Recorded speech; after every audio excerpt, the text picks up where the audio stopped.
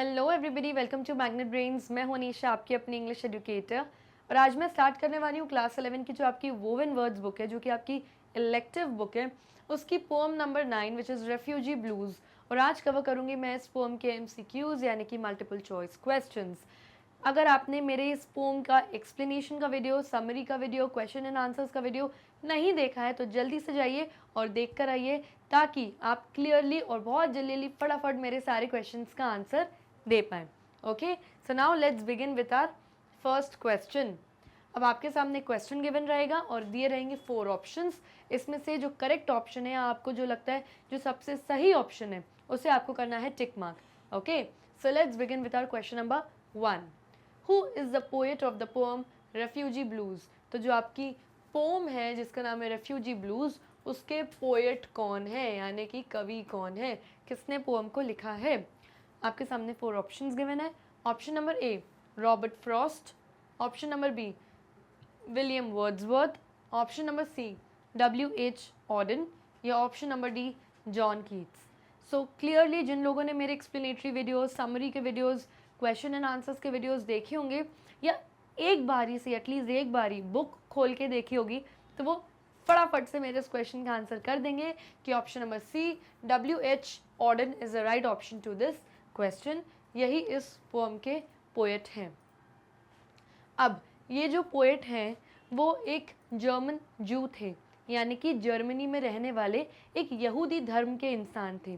यहूदी धर्म के लोगों को हम जूस कहते हैं, JEWS। जैसे हिंदू, मुस्लिम्स, अलग अलग रिलीजन्स होते हैं, वैसे ज्यूज़ यानी यहूदी भी एक धर्म होता है जो कि जर्मनी में रहते थे पहले। अब जर्मनी में कौन सबसे टॉप पे था, सबको पता है, अडोल्फ हिटलर। अब हिटलर के दिमाग में एक फितूर आ गया कि भाई मेरे इस पूरे जर्मनी में सिर्फ प्योर जर्मन्स रहेंगे, यानी कि कौन रहेंगे, जिनके एंसेस्टर्स, पूर्वज प्योरली जर्मन है, यहूदी लोग नहीं रहेंगे। तो उसके दिमाग में ये बात बैठ गई कि यहूदी लोगों को निकालना है। उसने जूस को निकालना स्टार्ट किया जर्मनी से। जो चले गए सो चले गए, जो नहीं जा पाए उनको अडोल्फ हिटलर ने बहुत बुरी तरीके से मौत दी, यानी कि उनको होलोकॉस्ट किया। उनको एक साथ कॉन्सेंट्रेशन रूम्स में बंद करके एक साथ सब लोगों को ब्लास्ट कर दिया, एक साथ सबको शूट कर दिया, पॉइजनस जहरीली गैसेस उनके रूम्स में छोड़ दी, बेचारे सब तड़प तड़प के मर गए। तो यही कुछ स्टोरी थी हमारे पोएट W.H. ऑडेन की भी, जो कि एक ज्यू थे, जर्मन ज्यू, जर्मनी में रहने वाले ज्यू। ये किसी तरीके से अपनी वाइफ के साथ वहाँ से अपनी जान बचाकर बाहर निकले और इन्होंने अपना दर्द, दुख एक्सप्रेस करते हुए इस पोएम को लिखा है। Question number 2, to which historical figure does refugee blues hint directly? तो ये जो पोएम है रेफ्यूजी ब्लूज किस हिस्टोरिकल फिगर, यानी कौन सा हिस्ट्री का बहुत फेमस इंसान को डायरेक्टली हमें हिंट करती है कि हाँ, इस व्यक्ति के बारे में हिस्ट्री से रिलेटेड इस पोएम में बात हो रही है। ऑप्शंस देखते हैं। ए Mahatma Gandhi, B Albert Einstein, सी मदर टेरेसा, या डी अडोल्फ हिटलर। जैसे कि मैंने आपको अभी बताया, ये पूरी पोम जर्मनी के बारे में और एडोल्फ हिटलर के बारे में ये बात है कि उसके दिमाग में एक फितूर आ गया था कि जर्मनी में सिर्फ प्योर जर्मन्स रहेंगे, ज्यूज़ नहीं रहेंगे। तो यहाँ पे क्लियरली अडोल्फ हिटलर की बात हुई है, मदर टेरेसा की बात नहीं हुई है, एल्बर्ट आइंस्टाइन की बात नहीं हुई है, और ना ही महात्मा गांधी की बात हुई है। That means option number D is the right option to this question.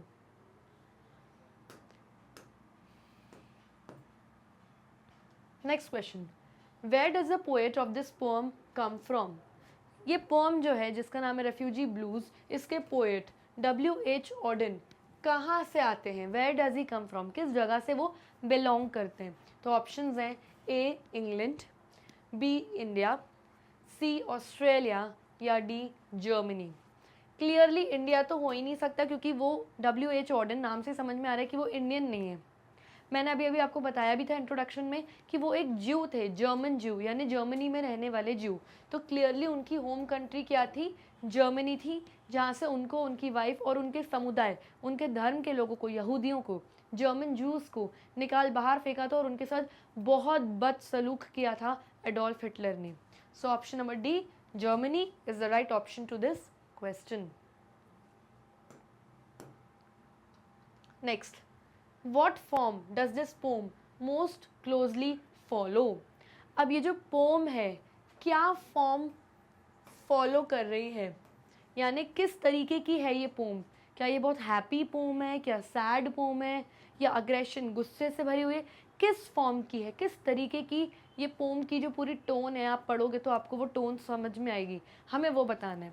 तो ऑप्शन देखते हैं। ए गज़ल, क्या जब आप पोम पढ़ोगे तो आपको गज़लें सुनाई दे रही हैं, जैसे पुराने ज़माने में बड़े बड़े गज़लकार होते थे जो गज़लें सुनाते थे? तो आई डोंट थिंक सो कि इसमें कोई गज़ल है, क्योंकि रिफ्यूजीज़ यानी वो लोग जिनको अपनी कंट्री से बाहर निकाल दिया जाता है और कोई दूसरी कंट्री के लोग उन्हें एक्सेप्ट नहीं करते, और ये बेचारे इधर उधर अपना घर बोरिया बिस्तर बच्चों को लेके भटकते रहते हैं।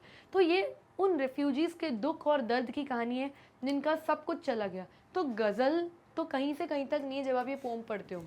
Option number B, blues poem. अब ब्लूज का मतलब होता है समथिंग रिलेटेड टू सैडनेस, यानी दुख से रिलेटेड।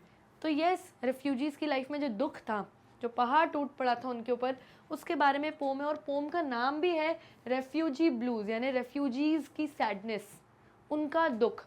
तो यस, ये एक ब्लूज़ पोम है। जैसे अपन इंग्लिश में बोलते हैं ना मंडे ब्लूज़, भाई मंडे को जॉब पे जाना है, मंडे स्कूल जाना है, ब्लूज़, अरे बड़ी सैडनेस है वीकेंड के बाद, सैटरडे संडे के बाद। तो वैसे ही ब्लूज़ पोम यानी सैडनेस से रिलेटेड की पोम। तो यस, ये एक ब्लूज़ पोम है।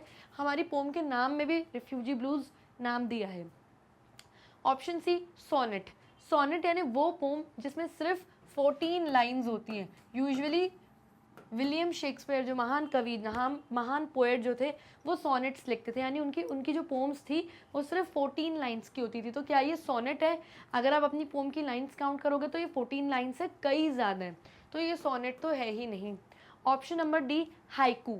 हाइकू भी एक तरीके की पोम होती है जिसमें सिर्फ 3 लाइंस होती हैं, और ये टाइप की पोम सबसे पहले कहाँ ओरिजिनेट हुई थी? जापान में। इसमें फर्स्ट लाइन में आपको 5 सिलेबल्स दिखेंगे, सेकेंड लाइन में 7 सिलेबल्स, और थर्ड लाइन में फिर से 5 सिलेबल्स। तो हाइकू यानी सिर्फ 3 लाइन की कविता। तो आप जब पोम पढ़ोगे तो 3 लाइन्स तो है नहीं, कई सारे 4-4 लाइन के बहुत सारे पैराग्राफ्स हैं, तो ये हाइकू भी नहीं है। Clearly option number B, blues poem, is the right option to this question. Next, what do you mean by the word refugee? ये जो शब्द है रेफ्यूजी, इसका मीनिंग क्या है? मैंने अभी अभी आपको बताया था कि वो लोग जिनको अपनी ही कंट्री के लोग बाहर निकाल देते हैं और कोई दूसरी कंट्री के लोग उन्हें एक्सेप्ट नहीं करते, ये उधर उधर भटकते रहते हैं, बस इनका कोई अपना खुद का घर नहीं होता, अपनी खुद की कोई आइडेंटिटी नहीं होती। ऑप्शंस देखते हैं। ए, अ स्ट्रेंजर। क्या ये कोई बहरूपी होते हैं? नहीं, ये कोई बहरूपी नहीं होते, इनकी खुद की एक आइडेंटिटी होती है, लेकिन इनको इनकी ही कंट्री वाले किसी पर्टिकुलर रीज़न की वजह से बाहर निकाल देते हैं। B, one that is forced to escape from one's own country. एक ऐसा व्यक्ति जिसको फोर्स करके ज़बरदस्ती भगा दिया जाता है अपनी ही ओन कंट्री, अपनी ही कंट्री से, जैसे जूस, जिनको ज़बरदस्ती वहाँ के जर्मन के लोगों ने निकाल दिया अपनी खुद की कंट्री में, बेचारे वहीं रहते थे। तो yes, this kind of a person is a refugee. और ऑप्शन देखते हैं। सी, एन एनिमी। कोई दुश्मन। क्या ये कोई दुश्मन है? नहीं, ये कोई दुश्मन नहीं है। डी, कोई टेररिस्ट। क्या ये आतंकवादी है? नहीं, ये लोग आतंकवादी भी नहीं है, ये रेफ्यूजी है। ये बेचारों को वॉर की वजह से, झगड़ों की वजह से भगा दिया गया अपनी ही कंट्री द्वारा, और कोई दूसरी कंट्री के लोग इन्हें एक्सेप्ट नहीं कर रहे। तो ये लोग कोई टेररिस्ट या ये लोग कोई एनिमी, दुश्मन नहीं है। Okay, so option number B is the right option to this question. Next, when was the poem refugee blues was written? ये जो पोम है रिफ्यूजी ब्लूज, ये कब लिखी गई है? तो ऑप्शंस देखते हैं। A, during first world war. जब फर्स्ट वर्ल्ड वॉर चल रही थी तब। Option B, after first world war. जब फर्स्ट वर्ल्ड वॉर ख़त्म हो गई उसके बाद लिखी गई। Option C, after second world war. Second world war जब ख़त्म हो गई उसके बाद। ये option D, none of the above, ऊपर दिया गया कोई भी ऑप्शन नहीं। तो clearly after first world war, ये जो जर्मनी में जो नाजी पार्टी बनाई थी हिटलर ने, और जूस के खिलाफ जो उसकी लड़ाई थी जर्मन्स के लिए जर्मनी में, ये क्लियरली वर्ल्ड वॉर 1 के बाद स्टार्ट हुई थी। तो क्लियरली वर्ल्ड वॉर 1 के बाद रिफ्यूजी ब्लूज लिखी गई थी पोम, क्योंकि उसी के बाद ये सब हुआ था और उसी के बाद हमारे पोएट ने अपना दर्द व्यतीत किया था वर्ल्ड वॉर 1 के बाद, क्योंकि वर्ल्ड वॉर 1 में तो ये सब हुआ। वर्ल्ड वॉर 1 जब खत्म हुई, आखिरी में इन बेचारों का सब खत्म हो गया, तो हमारे पोएट ने ये पोम लिखी। Next, how is the society presented in the pome. इस पोम में जो सोसाइटी है, जो जर्मनी कंट्री में जो लोग थे, जो उनकी सोसाइटी थी, जो आसपास के लोग थे, वो कैसे प्रेजेंट करे गए, कैसे दिखाए गए हैं। Options A, discriminating. डिस्क्रिमिनेटिंग वो लोग होते हैं जो फ़र्क करते हैं, तो यस डेफिनेटली डिस्क्रिमिनेटिंग लोग दिखाए गए हैं, क्योंकि जर्मनी में लोग ज्यूज़ को, यहूदी लोगों से फ़र्क करते थे, भेदभाव करते थे और उन्हें निकालना चाह रहे थे वो लोग वहाँ से। तो यस वो लोग फ़र्क कर रहे थे, तभी तो निकालना चाह रहे थे उन्हें, और सिर्फ प्योर जर्मन्स रखना चाह रहे थे। तो यस डिस्क्रिमिनेटिंग सोसाइटी दिखाई गई है इस पोम में। B, selfish.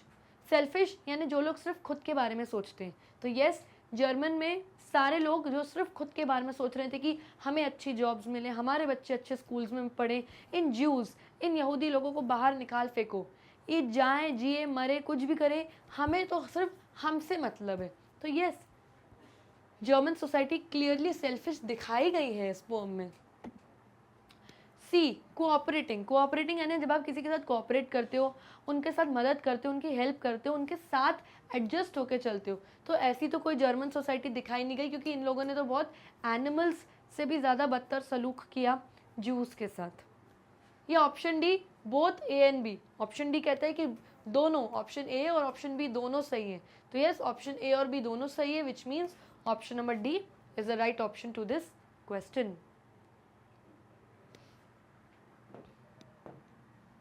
Next, we can not go there now, what does there refer to. अब इस पूरी पोम में जो हमारे पोएट हैं W.H. ऑडेन, वो अपने एक और फ्रेंड को अपनी दुख भरी कहानी बता रहे हैं। अब ये जो एक और फ्रेंड है, ये बिल्कुल पोएट की दुख दर्द तकलीफ को समझ पा रहा है, क्योंकि वो खुद भी एक ज्यू है। तो पोएट एक लाइन में पोम में अपने फ्रेंड से या अपने कंपेनियन से कहते हैं, we can not go there now, अब हम वहाँ नहीं जा सकते। तो ये वहाँ, ये देयर का क्या मतलब है पोएट से। तो ऑप्शंस हैं ए, हॉन्टेड हाउस, एक ऐसा घर जो भूतिया है, हॉन्टेड है, जिसमें भूत रहते हैं। तो आई डोंट थिंक सो यहाँ पे भूत प्रेत पिशाचों की कोई बात की गई है, तो हॉन्टेड हाउस की तो बात नहीं कही है। B, America. पोएट क्या ये बोलना चाहते हैं कि वे can not go there now, अब हम वहाँ नहीं जा सकते, यानी अब हम अमेरिका वापस नहीं जा सकते। अब पोएट कोई अमेरिका के तो थे नहीं जो उनको वापस अमेरिका में अपने घर पे जाना था, तो उन्हें अमेरिका की तो यहाँ पे कोई बात थी ही नहीं। Option C, Germany. We can not go there now, यानी अब हमें वहाँ से निकाल दिया गया है, हम रेफ्यूजी बन गए हैं। We can not go there now, अब हम वहाँ नहीं जा सकते, यानी अब हम जर्मनी में, जो हमारी ही अपनी कंट्री थी, जहाँ पहले एक वक्त पे हमें बहुत सेफ़ और अच्छा फील होता था, जहाँ हमारा खुद का घर था, काम, जॉब, सब कुछ था, अब हम वहाँ वापस कभी नहीं जा सकते। तो यस यहाँ पे देयर का मतलब जर्मनी ही है। Option D, all of the above, यानी ऊपर दिए गए सारे ही ऑप्शंस। तो ऐसा हो नहीं सकता, क्यों? क्योंकि हमें हमारा आंसर मिल गया है, which is option number C, Germany.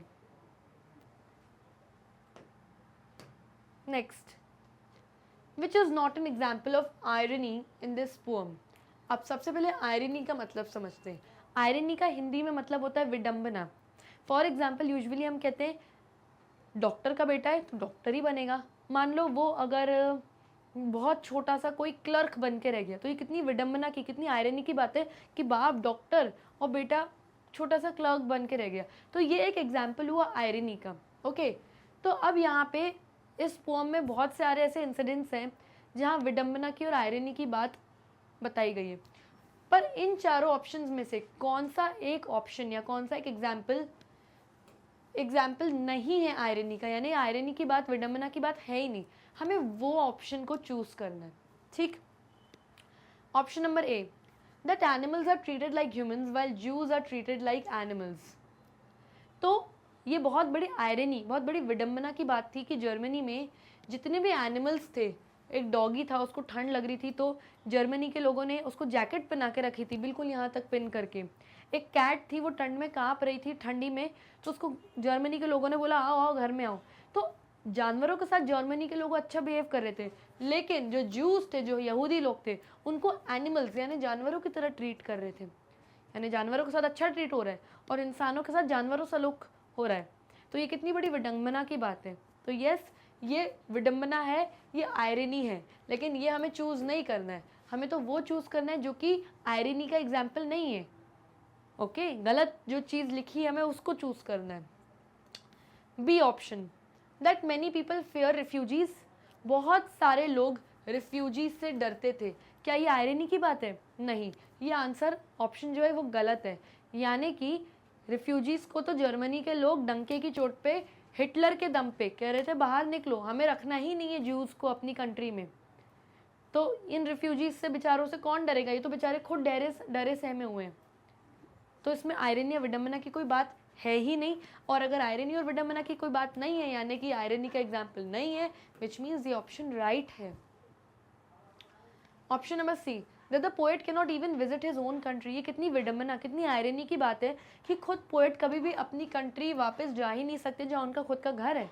तो यस, ये विडंबना की बात है। अगर विडंबना आयरनी की बात है तो ऑप्शन ये सही नहीं है, क्योंकि हमें तो वो चूज करना है जो कि आयरनी का ऑप्शन नहीं है, एग्जाम्पल जो नहीं है। Option number D, that the poet is legally dead despite being alive. अब जो पोएट हैं वो खुद जू थे, उनको वहाँ के गवर्नमेंट ऑफिशियल्स ने बोल दिया था कि आपका पासपोर्ट हमने डेड कर दिया है, खारिज कर दिया है। अब जिसका कोई पासपोर्ट नहीं, यानी उसकी कोई आइडेंटिटी नहीं, जिसकी कोई आइडेंटिटी नहीं मतलब वो क्या है, वो डेड इंसान है। अब भले ही पोएट अलाइव थे, जिंदा उनके सामने खड़े थे, लेकिन पासपोर्ट्स जो थे वो लीगली डेड कर दिए थे, ख़त्म कर दिए थे। तो कितनी बड़ी विडंबना की बात है कि इंसान जिंदा है फिर भी उसको लीगली डेड घोषित कर दिया। तो यस, ये एक आयरनी है, लेकिन ये हमारा सही आंसर नहीं है। क्यों? क्योंकि हमें तो वो चूज़ करना है जो कि आयरनी का एग्जाम्पल नहीं है, और वो आंसर है option number B. So option number B is the right option to this question. Next, which image symbolises the dehumanisation of refugees. कौन सी इमेज, यानी कि पोम को पढ़ के कहाँ पे आपको ऐसा लगने लगता है कि रिफ्यूजीज के साथ, ज्यूज के साथ बहुत डीह्यूमनाइजेशन हुई है, यानी जानवरों जैसा सुलूक किया गया है, वहशी सुलूक किया गया उनके साथ। ऑप्शंस देखते हैं। A, the poodle in a jacket. एक पूडल क्या है? It's a type of a dog. एक डॉग ठंड में था तो उसको जर्मनी के लोगों ने जैकेट पहना दी। Option number B, the consul banging on a table. जो कॉन्सल था, गवर्नमेंट का जो बड़ा ऑफिशियल था, जिसके पास ज्यूज मदद के लिए गुहार लेके गए थे, वो अपना टेबल बैंग करता है, तोड़ते हुए कहता है कि तुम ऑफिशियली डेड हो, तुम्हारे पासपोर्ट्स खारिज हैं, मैं तुम्हारी कोई मदद नहीं कर सकता। Option number C, Hitler's voice rumbling like thunder. Hitler की आवाज़ माइक पे ऐसे गूंज रही थी जैसे कोई थंडर हो रहा है, जैसे कोई बिजली कड़क रही हो, क्योंकि वो सिर्फ ये बोल रहा था जूस जहाँ देखे उन्हें मार गिराओ, पूरी मिलिट्री को उसने आदेश दे दिया था। या option number D, the birds singing, कि जो बर्ड्स हैं वो फ्रीली सिंगिंग कर रही हैं, गाने गा रही हैं। So the right option is option number A, the poodle in a jacket, क्योंकि ये सब तो डेफिनेटली हुआ। डीह्यूमनाइजेशन यानी इंसानों जैसा सलूक नहीं किया गया, तो यहाँ हुआ जानवरों जैसा सलूक, क्योंकि जानवरों को जैकेट पहनाया गया ठंड में, लेकिन इंसान जो कि जूस थे उनको भटकने के लिए छोड़ दिया। So option number A is the right option to this question. Next, which tree is mentioned in the poem that blossoms every spring. अब पोएम में एक ट्री का नाम मेंशन किया गया है जो हर साल स्प्रिंग सीजन में यानी वसंत के मौसम में ब्लॉसम होता है, यानी उसमें पुराने पत्ते गिर के नए येलो फ्रेश फ्लावर्स, खुशबूदार फ्लावर्स आते हैं। तो ऑप्शंस हैं A yew, B mango tree, C coconut tree, या डी बैनियन ट्री। तो क्लियरली अगर आपने पोम पढ़ी है तो यू ट्री का मेंशन हुआ है, जिसमें रेड कलर के बेरी लाइक फ्रूट्स ग्रो होते हैं। तो बताया गया है कि चर्च के बाहर, चर्च यार्ड के बाहर एक छोटा सा गार्डन था, वहाँ पे हर साल स्प्रिंग सीजन में यू ट्री में नए फ्लावर्स, फ्रूट्स, लीव्स आते थे वसंत के मौसम में। तो इससे ये रिप्रेजेंट किया गया है कि जैसे ट्री में पॉजिटिव चेंज आया, पुराने पत्ते झड़ के गिर गए, नए फ्लावर्स ब्लॉसम हो गए, तो कुछ न्यूनेस है एक पेड़ की लाइफ में। लेकिन अगर इसको कंपेयर करें हम रिफ्यूजीज़ की लाइफ में, तो उनकी लाइफ में कुछ पॉजिटिव चेंज नहीं है, कोई न्यूनेस नहीं है। उन बेचारों की लाइफ तो वही घिसी पिटी है जहाँ पे उनका सब कुछ ख़त्म हो गया है। तो कौन सा ट्री मेंशन हुआ है? Yew tree. So option number A is the right option to this question. Next, what can the image of birds best be said to symbolise. अब पोम में बर्ड्स की इमेज बताई गई है, यानी बर्ड्स के बारे में दर्शाया गया है. तो बर्ड्स की इमेज क्या सिंबलाइज कर रही है, यानी क्या दर्शा रही है? ऑप्शंस देखते हैं. ए, फ्रीडम, कि जो बर्ड्स हैं, जर्मनी के जो बर्ड्स हैं वो फ्रीडम है, उनको आज़ादी है, इधर भी उड़ें किधर भी उड़ें, गाना गाएं, जो करें. तो यस, जो बर्ड्स हैं वो फ्रीडम, उनको मिली हुई है, आज़ादी मिली है. तो पोएट कहते हैं कि जो बर्ड्स हैं, जो जानवर हैं, इनको आज़ादी मिली हुई है कि इस पेड़ पे बैठे, कभी इस पेड़ पे, कभी गाना गाएं, कभी जहाँ इनको उड़ना है अपने पंख फैला के उड़ सकती हैं. लेकिन हम रेफ्यूजीज़ को कोई फ्रीडम नहीं है, कोई आज़ादी नहीं, क्योंकि हमारी लाइफ में वो पॉलिटिशियंस हैं जो हमारी लाइफ में दखल अंदाजी कर रहे हैं और हमें यहाँ से बाहर निकाल रहे हैं. ये बर्ड्स की लाइफ तो बढ़िया फ्रीडम वाली, क्योंकि बर्ड्स तो जर्मनी की है ना. फ़र्क तो हम इंसानों में हो गया कि हम ज्यू हैं, वो जर्मन्स हैं. जानवरों में कोई नहीं, उनको तो फ्रीडम मिला हुआ है, आज़ादी मिली हुई है. तो बर्ड्स की इमेज डिस्क्राइब हुई है फ्रीडम यानी आज़ादी के तौर पे. बी अनहैप्पी यानी नाखुश. बर्ड्स नाखुश हैं, तो ऐसा कुछ भी नहीं बताया पोम में, बल्कि बताया गया है कि बर्ड्स बहुत खुश हैं और बहुत आज़ादी मिली हुई है उन्हें. सी इम्प्रिजन्ड. इम्प्रिजन्ड यानी जिनको जेल में कैद करके रखा हो. तो बर्ड्स की इमेज जेल में कैद या पिंजरे में कैद नहीं बताई गई है, बल्कि बताया गया है कि वो तो बहुत खुले आसमान में जहाँ उड़ना चाहती हैं अपने पंख फैला के फ्रीडम के साथ उड़ रही हैं. या option number D, none of the above, यानी ऊपर दिया गया कोई भी ऑप्शन नहीं. तो ये तो हो नहीं सकता. क्यों? क्योंकि हमें हमारा आंसर मिल गया, विच इज ऑप्शन नंबर ए.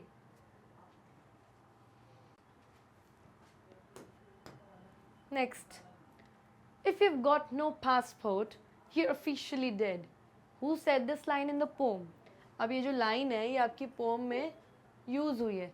तो क्वेश्चन में पूछा जा रहा है कि ये लाइन पोम में किसने बोली है. अब इस लाइन का मतलब है कि अगर आपके पास पासपोर्ट नहीं है, दैट मीन्स आप ऑफिशियली डेड हो, आप मर चुके हो. पासपोर्ट नहीं है मतलब नो आइडेंटिटी. तो ये चीज़ रिफ्यूजीज़ को किसने बोली? ऑप्शंस देखते हैं. ए, हिटलर. अच्छा, मतलब ये लोग डायरेक्ट हिटलर के पास बोलेंगे और हिटलर इनको बस ये बोलेगा, हिटलर इनको मार गिराएगा, भाई वो तो इतना हिटलर था. तो ये तो नहीं, हिटलर से डायरेक्टली नहीं बोला. The council. कौंसल मतलब जो गवर्नमेंट ऑफिशियल्स हैं जिनके पास मदद के लिए गुहार लेके गए थे ये ज्यूज़. तो उसने अपना टेबल बैंग करते हुए तोड़ते बोला कि भाई आपके पास कोई अगर पासपोर्ट नहीं है, आपके पासपोर्ट हिटलर ने खारिज कर दिए, यानी आपकी कोई आइडेंटिटी नहीं है, आप ऑफिशियली डेड हो, भले ही आप मेरे सामने अलाइव जिंदा खड़े हो. तो ये चीज़ कौंसल ने कही थी रेफ्यूजीज से. Option C, committee. कमिटी यानी जो ग्रुप बनाया गया था, कि उन्होंने ऐसा कहा था? नहीं, ऐसा कुछ भी नहीं कहा था. Option D, all of the above, ऊपर दिए गए सारे ऑप्शन. तो ये भी नहीं हो सकता क्योंकि हमें हमारा आंसर मिल गया है, which is option number B. Next question, what did the speaker in the public meeting say. अब वहाँ पर एक पब्लिक मीटिंग हो रही थी जर्मनी में, और जो मीटिंग में जो हेड स्पीकर था, जो कि पूरी मीटिंग को कंडक्ट कर रहा था, उसने क्या बोला? तो ऑप्शंस हैं. A, some are living in mansions, some are living in holes. यानी ये जर्मनी है, यहाँ पे कुछ लोग बड़े बड़े महलों में, मैंशंस में रह रहे हैं, और कुछ लोग होल्स में यानी छोटे छोटे स्लम एरिया, झुग्गियों में रह रहे हैं. तो ये लाइन स्पीकर ने नहीं बोली थी, ये लाइन हमारे पोएट ने बोली थी अपने फ्रेंड को, जिसको अपनी ये दुखभरी कहानी वो बता रहे थे कि कोई महलों में रह रहा है, कोई होल्स यानी स्लम एरियाज़ में रह रहा है, लेकिन हम ज्यूज़ के लिए इनके पास रहने की कोई जगह नहीं है इनको देने के लिए, हमें ये लोग निकाल रहे हैं. तो ये चीज़ पोएट ने कही थी, स्पीकर ने नहीं कही थी पब्लिक मीटिंग में. Option B, but where shall we go today my dear, but where shall we go. तो ये लाइन भी पोएट ने कही थी कि माय डियर, मेरे दोस्त, पर हम जाएं तो जाएं कहाँ, हमारे पासपोर्ट्स खारिज कर दिए गए हैं, कोई दूसरी कंट्री हमें एक्सेप्ट नहीं करना चाहती, तो हम जाएं तो जाए कहाँ. तो ये स्पीकर ने नहीं कहा था पब्लिक मीटिंग में, ये पोएट ने कही थी lines. Option C, if we let them in they will steal our daily bread. तो यस, ये चीज़ स्पीकर ने बोली थी पब्लिक मीटिंग में कि if we let them in, अगर हमने इन ज्यूज़ को इन यानी अंदर आने दिया, जर्मनी में रहने की इजाज़त दी, तो ये लोग हमारा डेली ब्रेड स्टील कर लेंगे यानी चुरा लेंगे. यानी कि जो जॉब्स, अच्छी अच्छी जॉब्स हम कर रहे हैं, वो अपॉर्चुनिटीज़ जो हमें मिल रही है वो हमें इनको भी देनी पड़ेगी. तो ये लोग अच्छी अच्छी हमारी जॉब अपॉर्चुनिटीज़ हमसे चुरा लेंगे, हमारी कंट्री में रह के हमारी जॉब्स ये करेंगे, तो इसलिए हम इनको अंदर नहीं आने देंगे। तो ये कहा था स्पीकर ने पब्लिक मीटिंग में। Option D, he said nothing, उसने कुछ भी नहीं बोला, तो ऐसा कुछ नहीं था, उसने तो बहुत कुछ बोल दिया और बेचारे ज्यूस को बहुत भयंकर तरीके से हर्ट कर दिया। So option C is the right option to this question.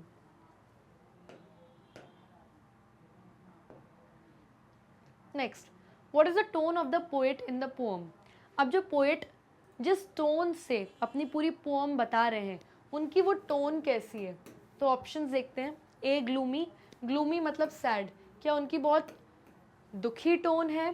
Yes, definitely gloomy दुखी वाली टोन है, क्योंकि उनकी लाइफ बर्बाद हो गई, उनके लोग मर गए, उनका घर परिवार पैसे बच्चे सब पीछे छूट गए, कुछ बच पाए कुछ नहीं बच पाए, उनका सब कुछ खत्म हो गया। तो येस, उनकी टोन जो थी ग्लूमी यानी बहुत दुख से भरी थी।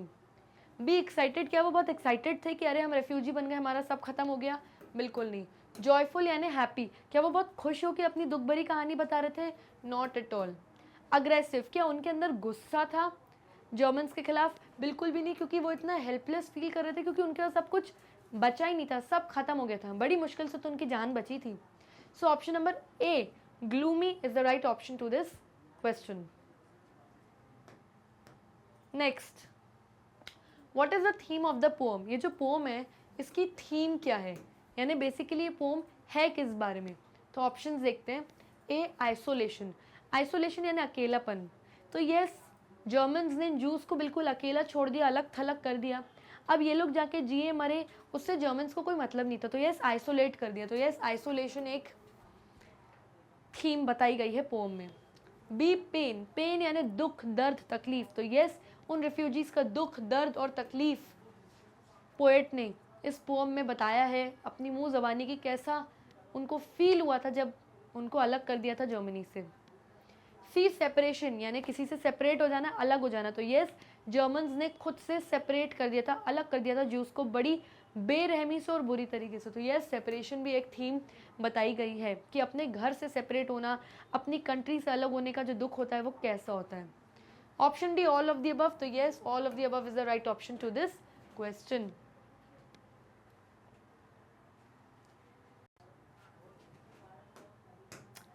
So children,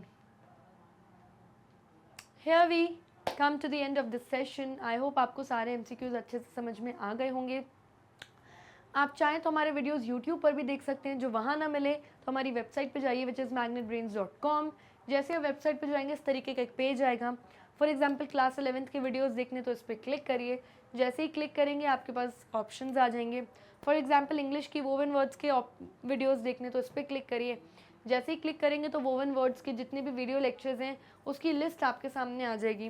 फॉर एग्जाम्पल आपको वोवन वर्ड्स का ऐसे माई वॉच का वीडियो देखना है तो इस पर क्लिक करिए, एंड जैसे ही आप क्लिक करेंगे मेरा वीडियो आपके सामने प्ले होना स्टार्ट हो जाएगा।